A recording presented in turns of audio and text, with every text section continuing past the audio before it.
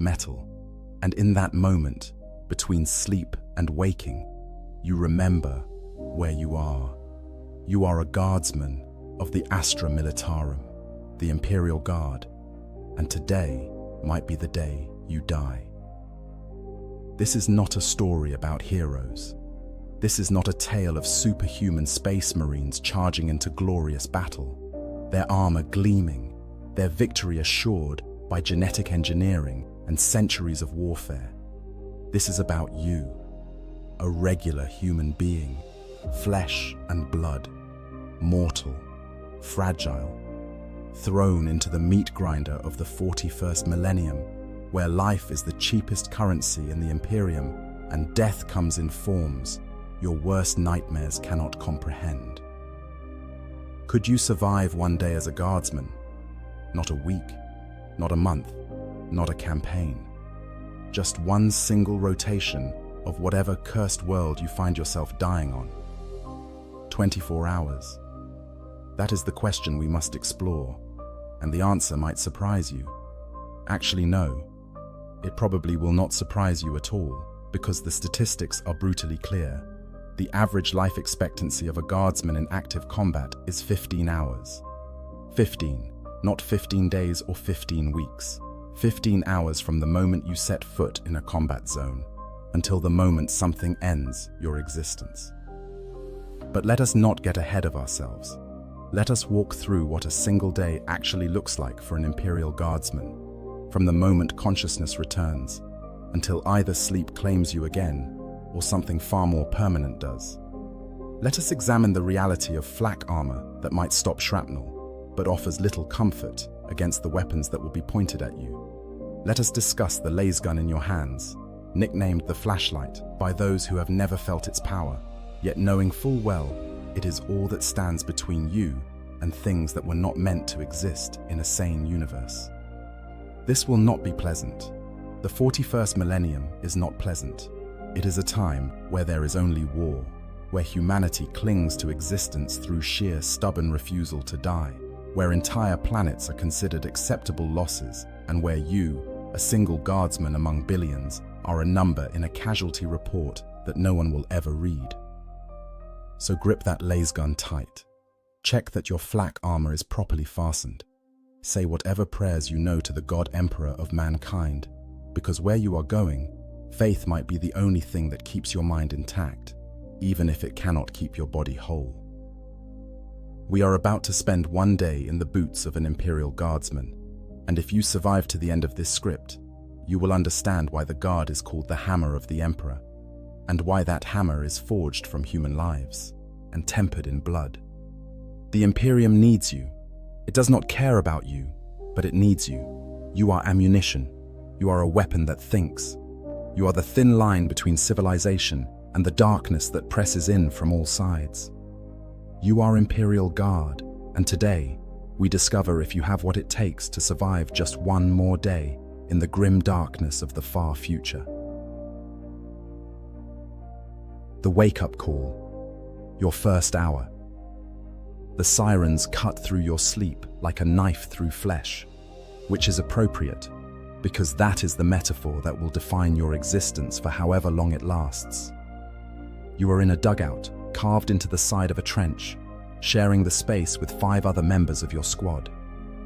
The air smells of unwashed bodies, recycled fear, and the distinctive chemical tang of promethium from the burners that keep hypothermia at bay during the night cycles. Your name is on a metal identification tag around your neck. It contains your designation, your regiment, your company, and your unique Munitorum number. In the Departamento Munitorum's vast archives, you exist as a data entry. One soldier among trillions. Your homeworld contributed you as part of its mandatory tithe to the Imperium. 10% of its military forces handed over to fight in wars on planets you will never return from. That was months ago, after 4 months of basic training that taught you which end of a laser gun to point at the enemy and how to dig a trench deep enough to survive an artillery barrage. You sit up, careful not to bang your head on the corrugated metal sheeting that serves as a ceiling. Around you, the other members of your squad are stirring. Corporal Hendricks, a veteran of 2 years, who might as well be ancient given the life expectancy statistics. Trooper Vashin, who still mumbles prayers in her sleep. Trooper Marks, who stopped talking 3 days ago after watching the entire 3rd Squad get vaporized by something none of you could identify.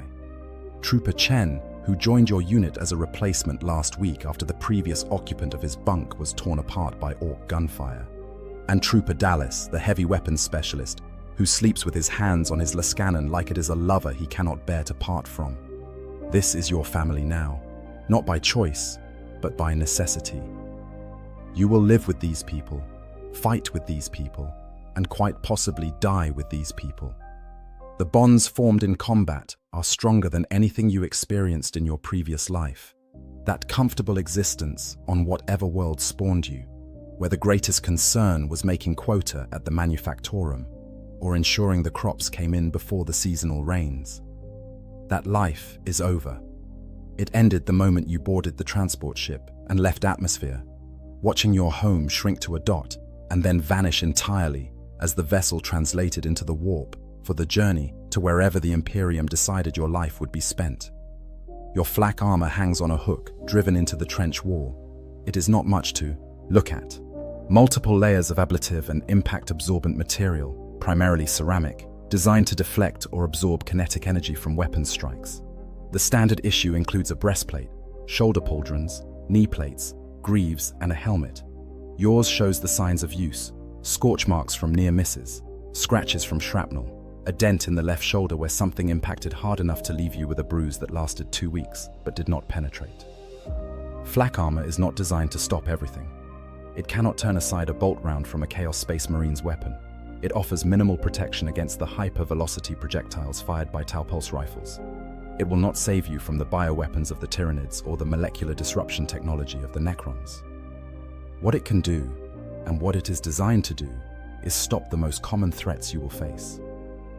Autogun rounds, shrapnel from artillery, glancing blows from blades, the claws of lesser Xenos breeds, against human rebels, against cultists armed with primitive weapons, against the weakest of the galaxy's threats.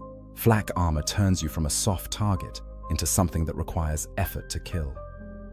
This is more significant than it might sound. The Astra Militarum does not primarily fight the nightmarish threats you have heard about in briefings. Those exist, certainly, and you may encounter them, but the vast majority of your service will be against other humans, heretics who have turned from the Emperor's light, rebellious planetary governors and their forces, chaos cultists who have not yet fully transformed into the monsters they will become. Against these enemies, you are nearly invincible. Your flak armor will stop their bullets. Your lasgun will punch through their improvised defenses.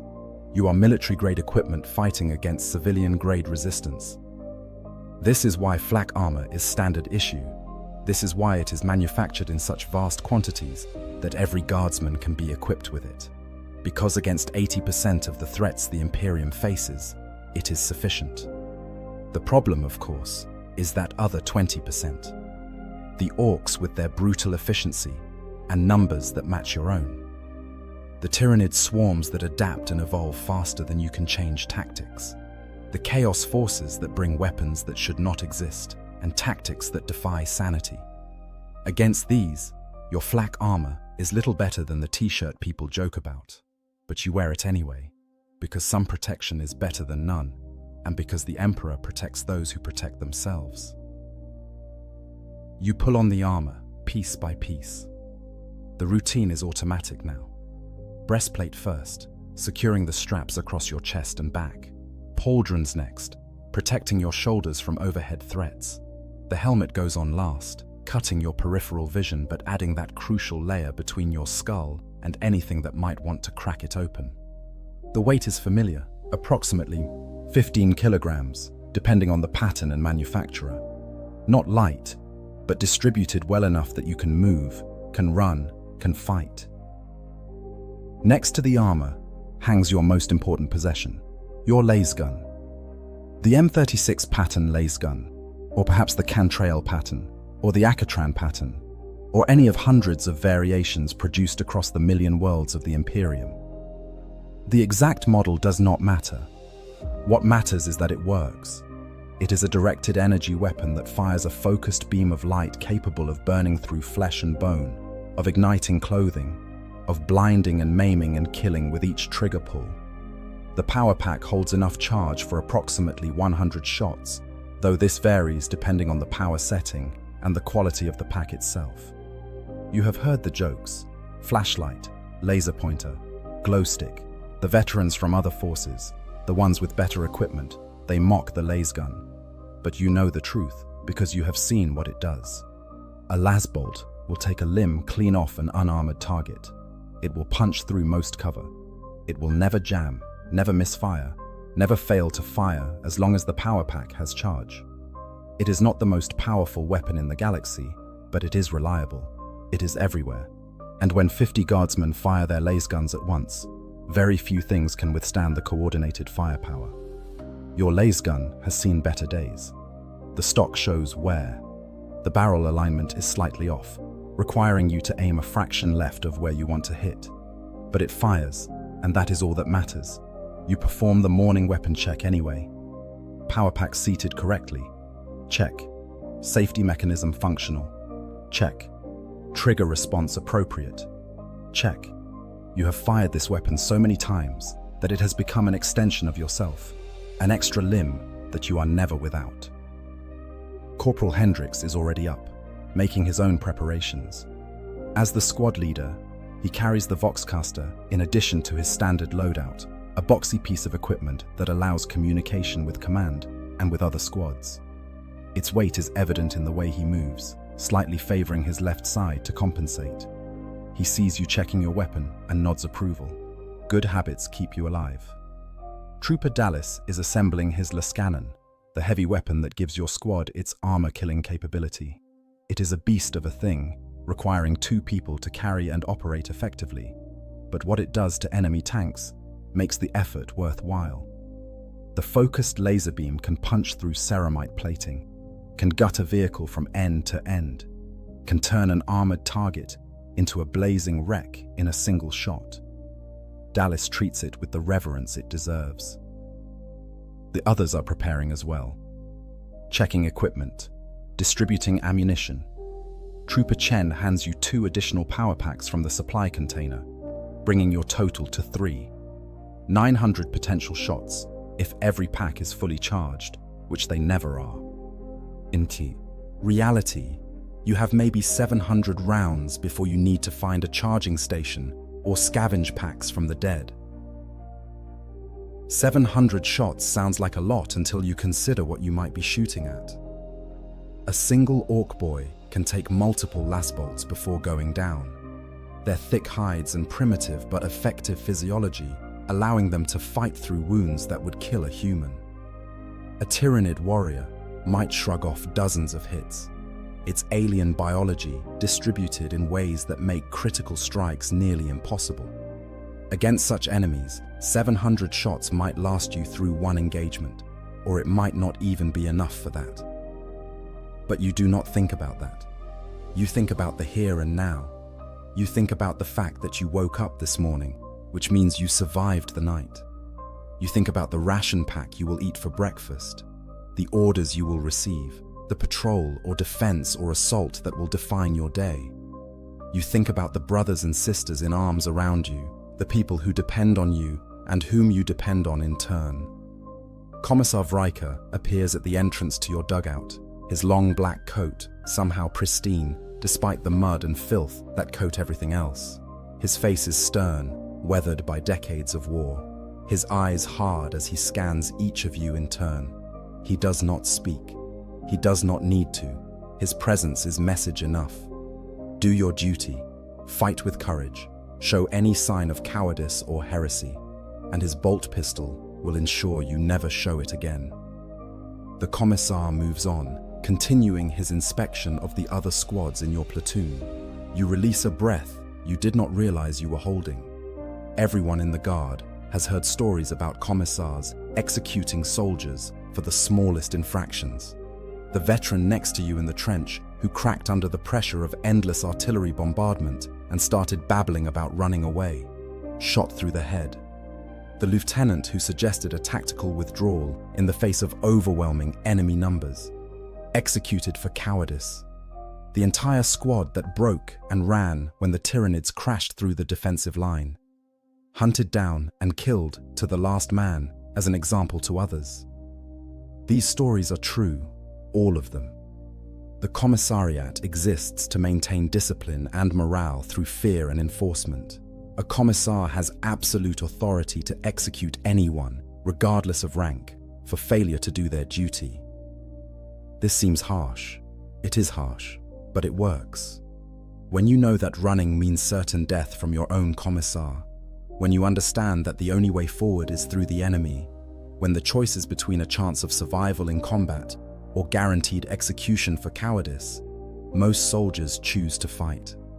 You are not brave, you are terrified, but you will do your duty because the alternative is worse, and because somewhere deep inside, beneath the fear and exhaustion and growing cynicism, you still believe that what you are doing matters. The Imperium must survive. Humanity must endure. And if your life is the price of that survival, then so be it. Corporal Hendricks gestures for the squad to gather. Morning briefing time.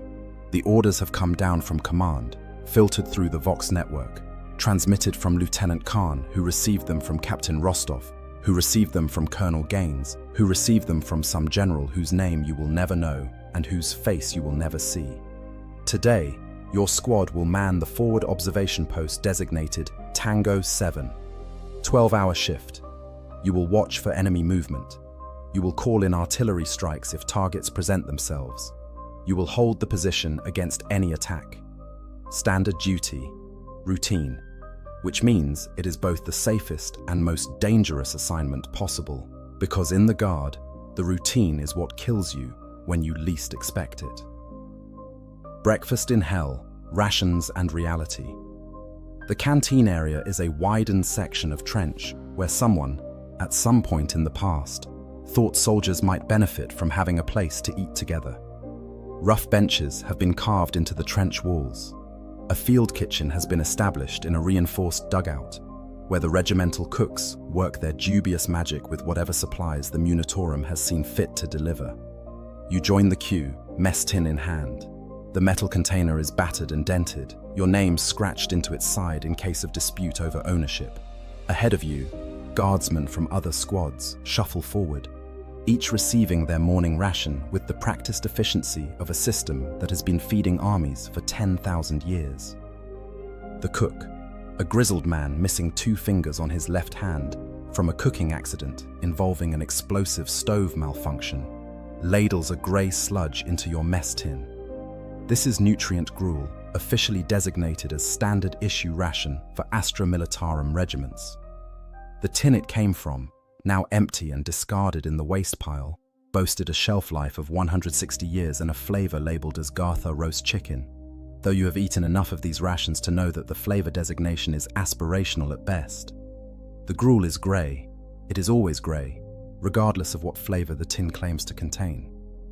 The consistency is somewhere between porridge and paste, thick enough to stick to your mess tin, but thin enough to pour sluggishly when you tilt the container.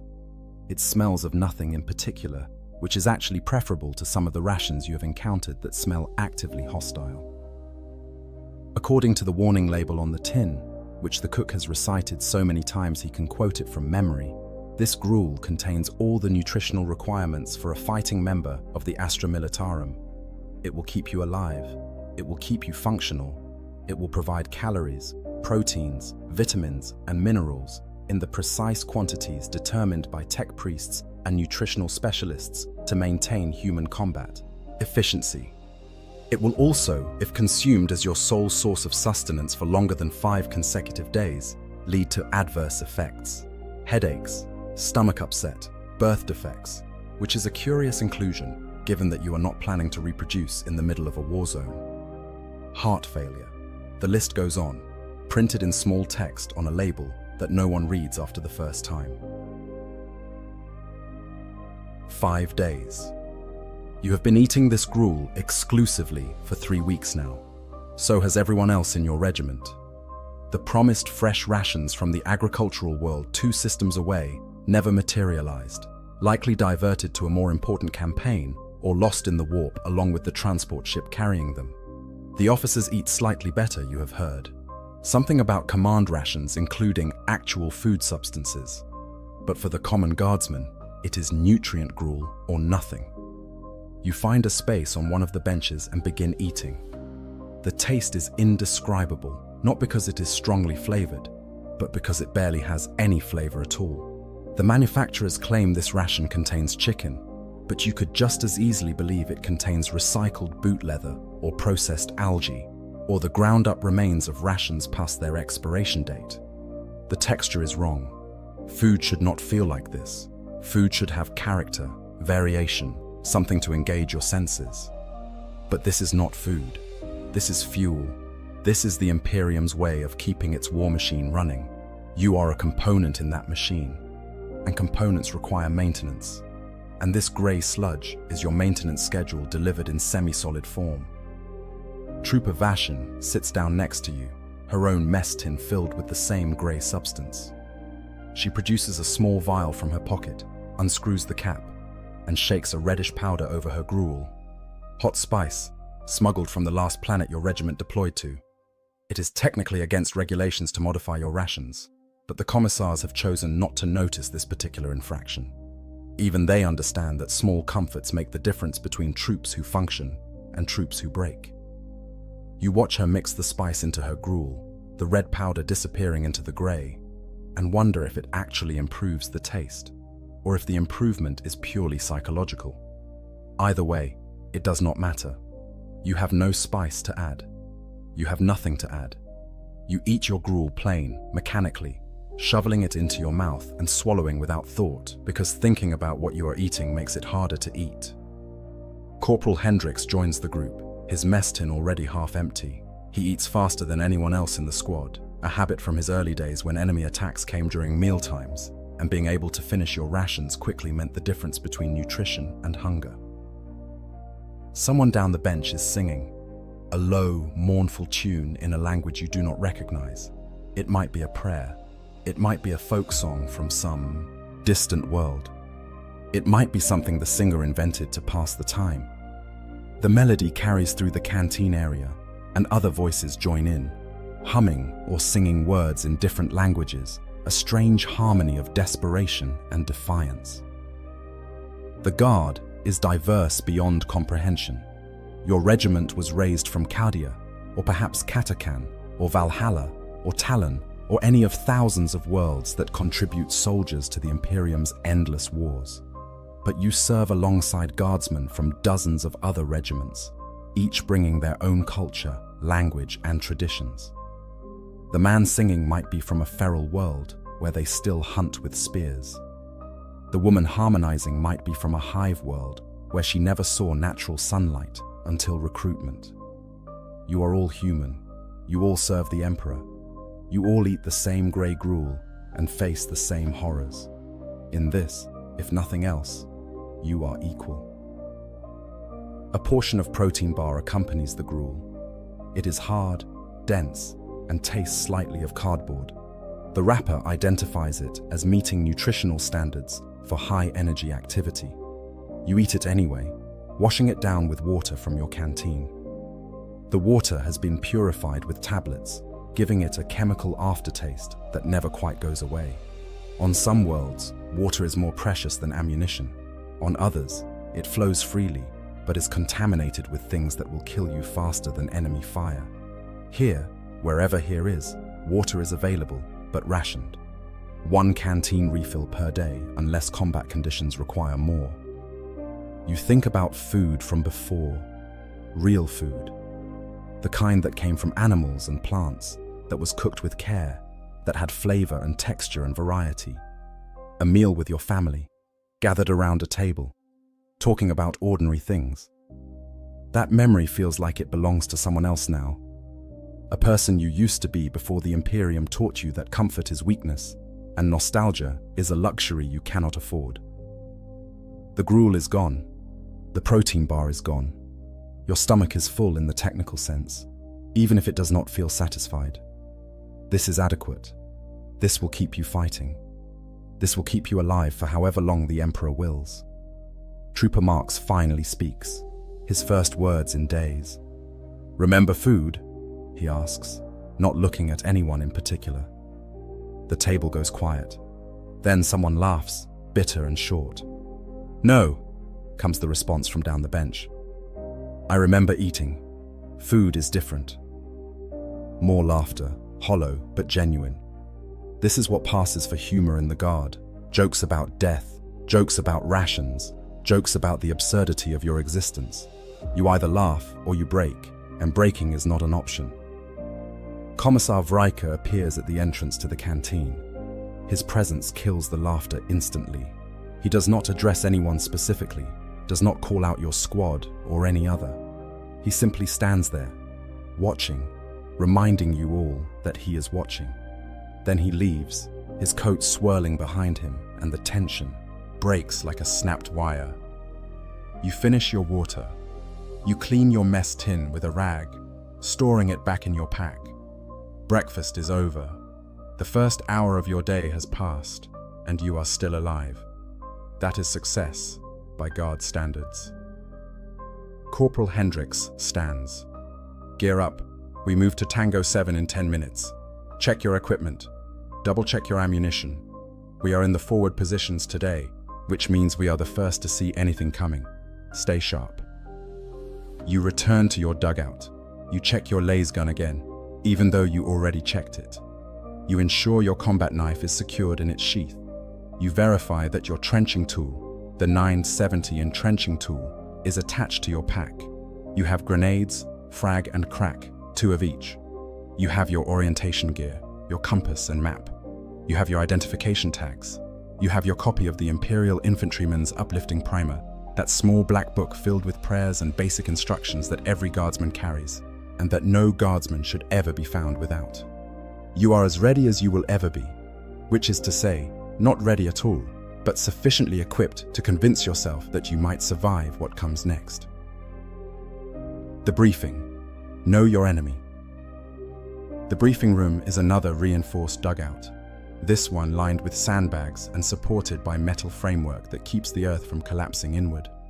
Harsh lumen lights hang from hooks, casting everything in stark white illumination that hurts your eyes after the relative dimness of the trenches.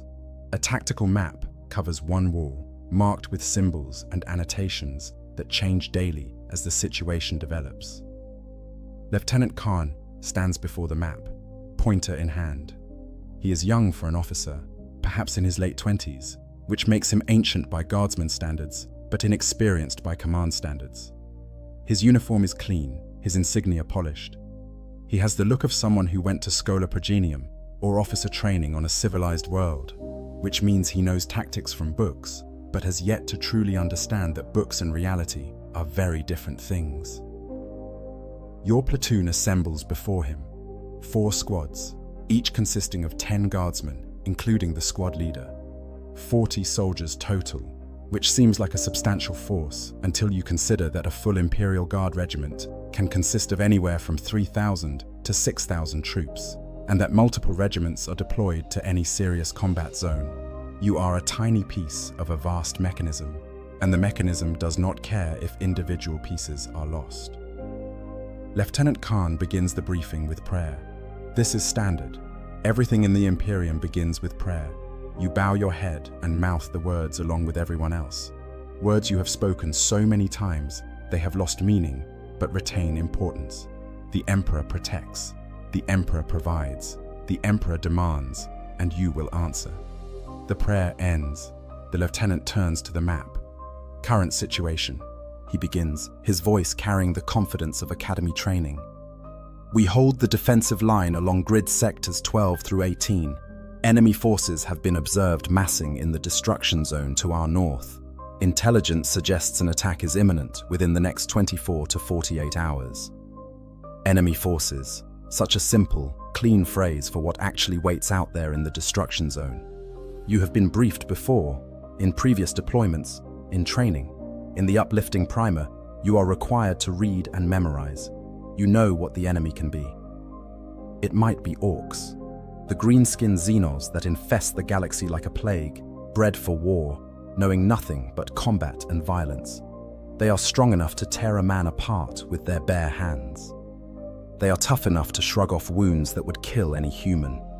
They come in numbers that rival the Guard's own deployment capabilities, and they fight with crude but effective weapons that fire oversized bullets or spray flames or explode with devastating effect. If it is orcs, you have a chance. They are straightforward enemies. They charge, they shoot. They do not use complex tactics or careful planning, but they are relentless, and they are many. And when the Warhammer builds to its peak, when the orcs work themselves into a frenzy of violence, nothing short of death will stop them. You have heard stories about orc boys fighting with half their body missing, propelled by sheer momentum and aggression. You have heard about their vehicles, ramshackle constructions that should not work but do because orcs believe they should. You have heard about their war bosses, massive brutes the size of a space marine, leading from the front and crushing anything in their path. It might be Tyranids. The thought makes your hands tighten on your laser gun. Tyranids are worse than orcs. Where orcs fight for joy, Tyranids consume for survival. They are a living swarm, a bio-horror from beyond the galaxy, driven by a collective consciousness called the hive mind. They come in forms specifically evolved to kill, hormagaunts that move faster than your eye can track, their scything claws designed to eviscerate in a single slash, termagants that fire living ammunition, organisms that burrow into flesh and detonate, Tyranid warriors that coordinate the lesser creatures, their intelligence making them far more dangerous than any orc. And those are just the smallest bioforms. The Tyranids grow things that dwarf Imperial tanks, carnifexes, living battering rams covered in armor that makes your flak look like tissue paper, hive tyrants, commanders that embody the hive mind's will and direct swarms with terrifying efficiency, trigons that burrow through the ground and emerge beneath your defensive lines, bypassing all your carefully constructed fortifications. Against Tyranids, your laser gun feels inadequate. Against Tyranids, your life expectancy drops from 15 hours to minutes. Because the swarm does not stop. It does not retreat. It does not fear. It simply consumes, adding your biomass to its own, using your genetic material to spawn new creatures, turning you from soldier to raw resource. It might be chaos. That is the enemy no one wants to name directly, the enemy that the commissars watch for among your own ranks. Chaos is corruption. Chaos is what happens when humans turn from the Emperor's light and embrace powers that promise strength and give only damnation. Chaos cultists might look human, but they worship the ruinous powers, entities from the warp that should not be named, should not be thought about, should not exist in any sane universe. Chaos brings mutations. It brings demons. It brings chaos, space marines, the traitor legions who betrayed the Emperor 10,000 years ago and have been fighting the Imperium ever since. A single Chaos Space Marine can slaughter an entire squad of guardsmen. They wear power armor that your laser gun cannot penetrate. They wield bolters that fire explosive ammunition. They have fought for millennia, accumulating skill and experience that makes them nearly impossible to kill with conventional weapons. If it is chaos, your orders will be simple. Do not listen to their words. Do not look directly at their symbols. Report any unusual behavior from your fellow soldiers. Fight until you die, because corruption is worse than death, and mercy is execution before the taint can spread. It might be other humans, rebels, insurrectionists, heretics who have turned against the Imperium for whatever reason seems justified in their misguided minds. Against humans, you have the advantage. Your equipment is better. Your training is superior. Your faith is unshakable. But humans are clever. They know tactics. They understand how the Guard operates, because they were likely Guard themselves before rebellion took them. They will use terrain. They will set ambushes. They will fight with the desperation of those who know there is no surrender, no mercy, only death or victory.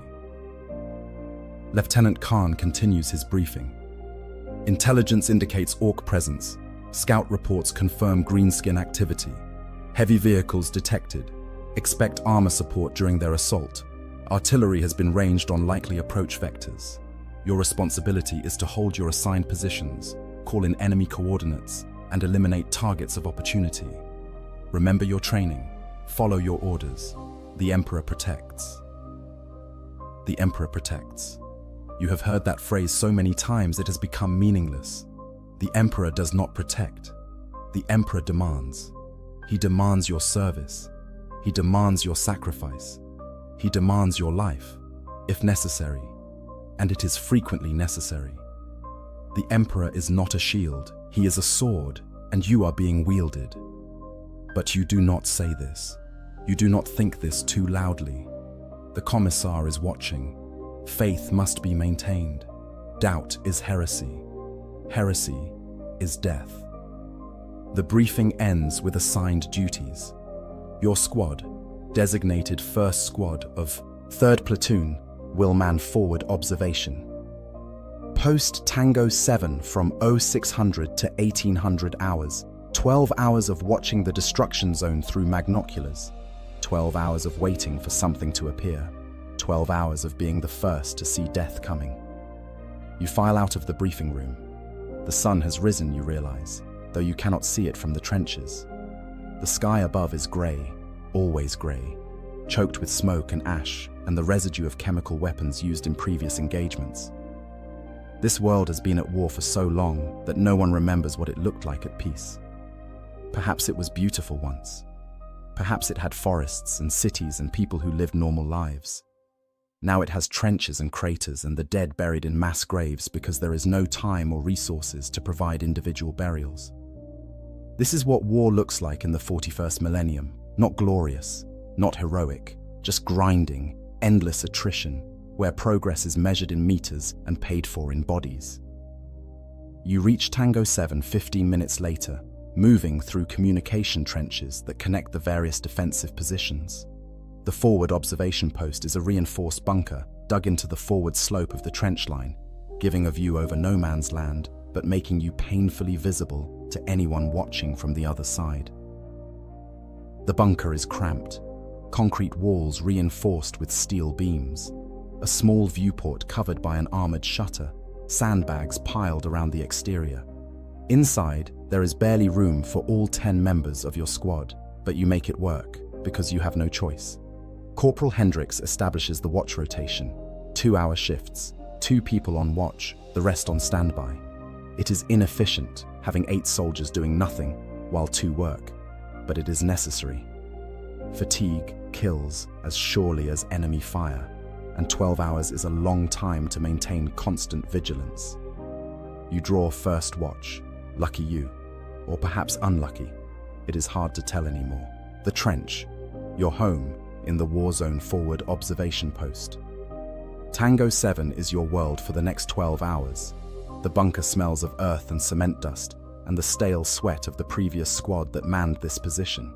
Someone has etched words into the concrete wall. The Emperor protects those who protect themselves. Below it, in different handwriting, the Emperor protects no one. We protect each other. You position yourself at the viewport, magnoculars in hand. The armored shutter is open just enough to allow observation without exposing too much of the opening to enemy fire. Through the viewport, you can see no man's land stretching away into the grey distance. It is a wasteland. Once, perhaps, this was farmland or forest or some other productive landscape. Now, it is hell rendered in mud and wire. Craters from artillery strikes overlap like a chaotic topographical map, some large enough to hide a vehicle, others small enough that you could step over them. Water has collected in the deeper craters, dark and oily, probably contaminated with chemical residue that would kill you if you drank it. Barbed wire crisscrosses the landscape in vast tangles. Not the simple wire you might see on a farm fence, but industrial-grade razor wire, thick as your thumb, with barbs that can tear flesh to ribbons. It is deployed in multiple rows, creating a barrier that infantry must cross slowly and carefully, making them vulnerable to defensive fire. Some sections of the wire have been destroyed by artillery or cut by previous attacks, but enough remains to channel any advance into predictable killing zones. The ground itself is treacherous, shell holes hidden by a thin crust of dried mud that collapses when weight is applied. Unexploded ordnance buried just beneath the surface, waiting for the wrong footstep to trigger detonation. In one particularly large crater, you can see the wreckage of a tank, its hull split open, rust staining the metal brown and orange. Bodies lie scattered throughout the zone, too dangerous to recover, too numerous to identify. They might be guard, they might be enemy. They have been there long enough that it no longer matters. This is where you will die if the attack comes. Not in the relative safety of the bunker, but out there, in that open killing ground, if you are ordered to advance. The thought sits in your stomach like lead. You have trained for assaults. You know the tactics. Artillery barrage to suppress enemy positions. Smoke grenades to provide concealment. Infantry advance in waves, each wave covering the next, moving from cover to cover, overwhelming defensive positions through sheer weight of numbers and firepower. You have trained for it, but training and reality are different things. Training does not account for the terror of running across open ground while bullets snap past your head.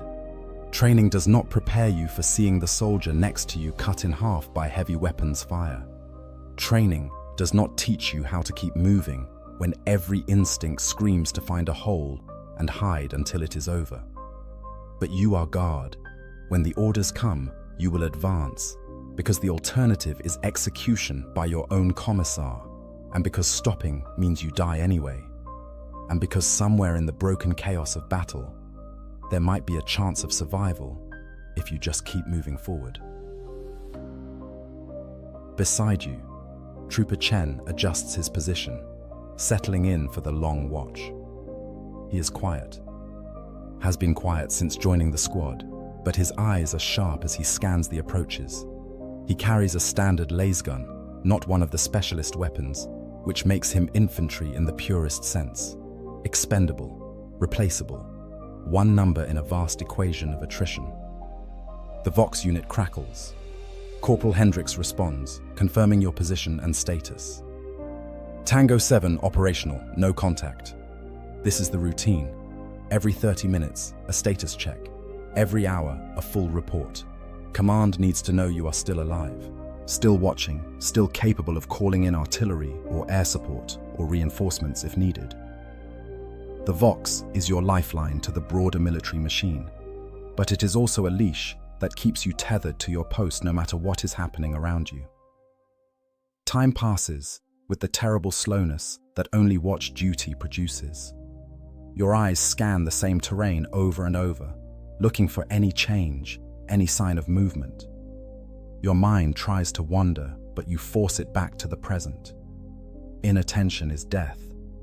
Missing that one detail, that flicker of motion, that shape that does not belong, could mean missing the enemy's approach until it is too late. An hour passes. Nothing. The landscape remains still, broken only by wind pushing ash across the mud. You wonder if anything lives out there, in that dead zone. Rats, probably. They survive everything. You have seen them in the trenches, bold as you please, feeding on whatever they can find. Some are larger than you would expect, grown fat on the abundant food supply that comes from war. 2 hours. Chen is relieved by Trooper Marks. You remain on watch because Hendricks trusts your eyes more than most, a compliment that carries weight in a squad where trust is earned in blood. Marks takes the second viewport position, his hand steady on his laser gun despite the 1,000-meter stare he has developed. The trench system behind you is a miniature city. Communication trenches connect the forward positions to the support trenches, which connect to the reserve trenches, which connect to the supply dumps and command posts and medical stations that keep the entire operation functioning. You are at the furthest extension of this system, The front line, the place where the Imperium meets its enemies in direct confrontation. Below your position, carved deeper into the earth, are the dugouts where soldiers sleep and eat and try to maintain sanity. Some are merely holes with canvas coverings. Others are more elaborate, reinforced with wood or metal scavenging, containing bunks and small stoves, and whatever personal items soldiers manage to acquire. Officers have better accommodations, naturally, but even they live in conditions that would horrify anyone from a civilized world. The trenches are designed for defense. The forward wall, the parapet, is higher and thicker than the rear wall, the parados. This protects against fire from the front while still allowing defenders to shoot at attackers. Fire steps are cut into the forward wall, allowing soldiers to stand at a height where they can shoot over the parapet. Traverses, zigzag sections that break the trench into segments, prevent enemy fire from enfilading the entire trench line if they breach a section. But trenches are also prisons. Once you enter the trench system, you rarely leave it except to attack or be rotated to the rear. You live in earth walls that weep moisture, under skies you can barely see, in mud that cakes everything and never fully dries. The walls can collapse during artillery bombardment, burying soldiers alive. Water accumulates in the trench floors, creating muck that can pull boots off feet and breed disease.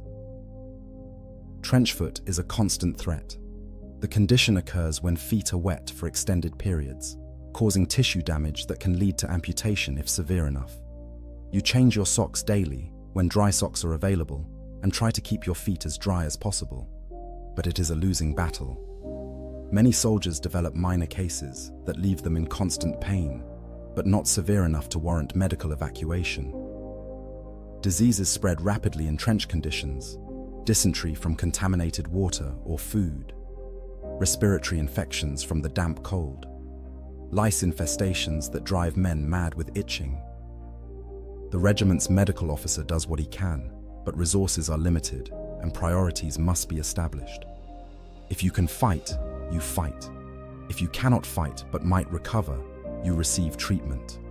If you cannot fight and will not recover, you receive the Emperor's mercy, and your gear is redistributed to someone who can use it. The psychological impact of trench warfare is harder to quantify, but no less real. You are always below ground level, always looking up at walls of earth, always aware that you are in a hole that could become your grave. The sounds are constant. Artillery fire, even from your own guns, creates a thunder that never stops. The crack of laser guns during firefights, the screams of the wounded, the whistle of incoming shells. Your ears ring continuously. Sleep comes in